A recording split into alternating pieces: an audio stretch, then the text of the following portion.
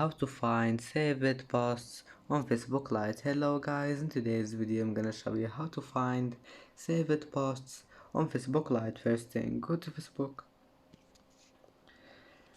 and here just click this one, these three lines here in the top corner, and after you click on it, just go down until you find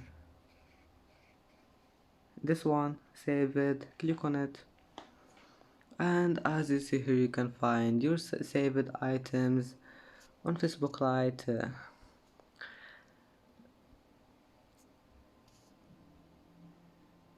And that's it for today's video.